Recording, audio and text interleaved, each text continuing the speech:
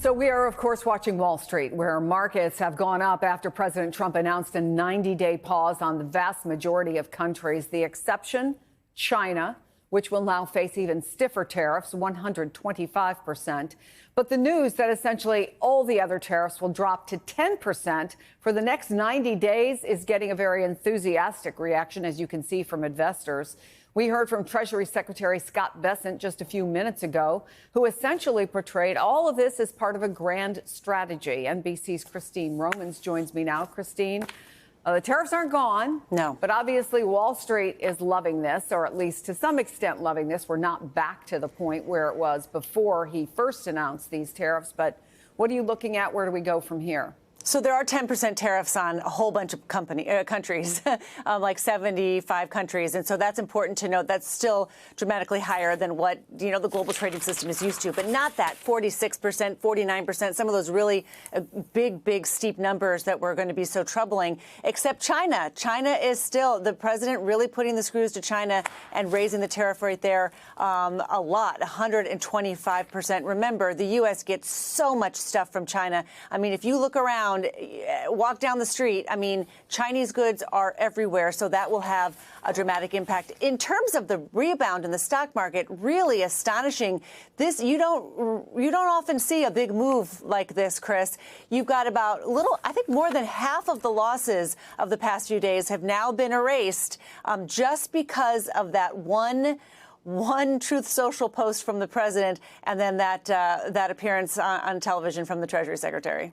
Yeah, I should point out, we mentioned that the Dow was over 45,000 back in December after the president was elected, but under Joe Biden, and the economy then considered strong. Yeah. Let me ask you about something that the president, I think he tweeted it, right? Didn't he tweet something to the effect of, now's a good time to get in, or it's a good time to buy? I wonder if this morning he was signaling. It's just unprecedented. The president posted on social media earlier today, be cool. And that was at a time when the bond market was really in some stress here. You saw bond yields rising pretty dramatically. People were selling bonds aggressively, and that was kind of a warning sign. Remember, the White House has been using the bond market as an example of how its policies are working. Well, it was not signaling that at all. So the president said something to the effect of be cool, and then he said it's a good time to buy something. And all of us were like, what, does he mean bonds? Does he mean stocks? What was he talking about?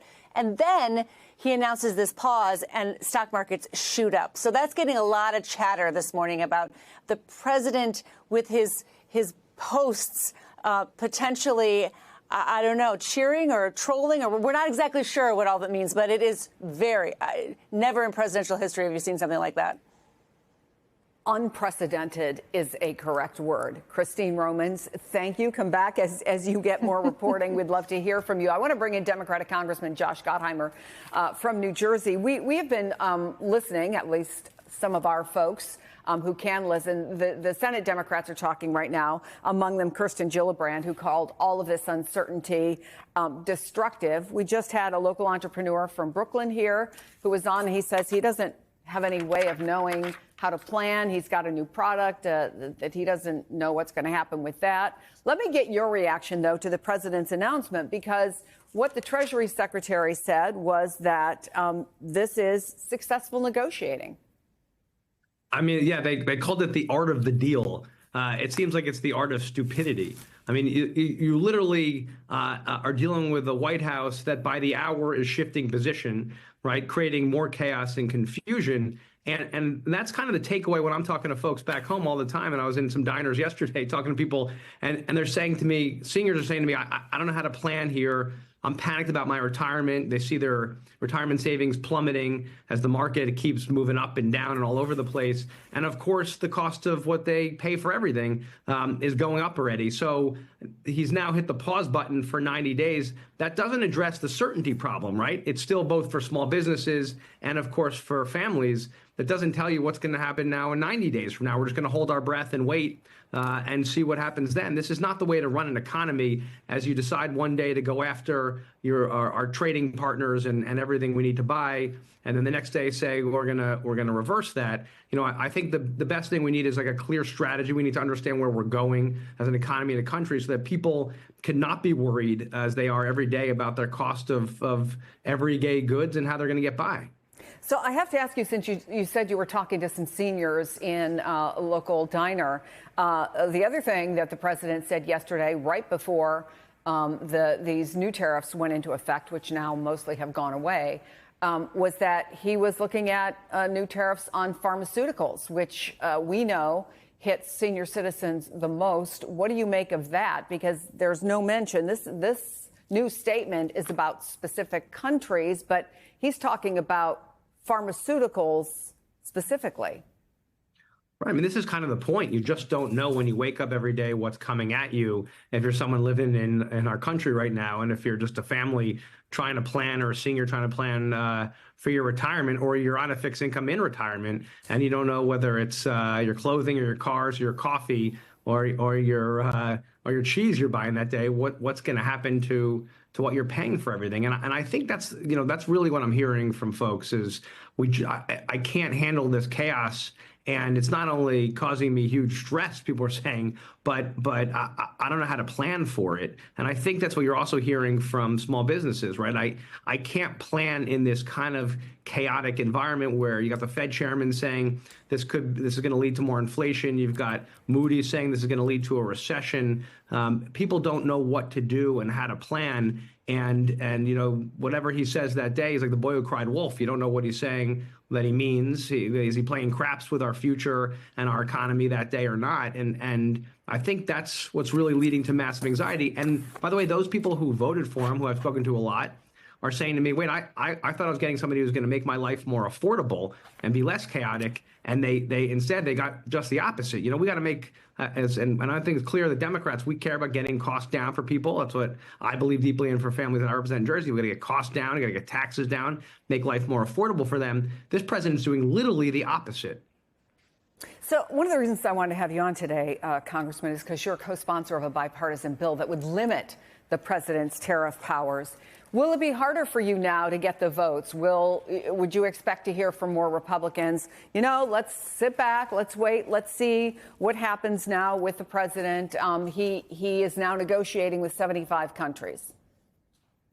Well, right. The idea that he's negotiating with 75 countries, I think, is a huge question mark. Listen, Don Bacon and I introduced legislation with others, bipartisan, to make it clear that the president actually has to, this is the way the Constitution calls for, to come to Congress and actually allow us to debate these, because we are supposed to be the ones who decide per the Constitution on tariffs, on economic policy this way. And I think that's where we should have this discussion and debate over these next days here, to decide one by one which countries we should levy any tariffs at all, and look one by one. Is it our adversary, China?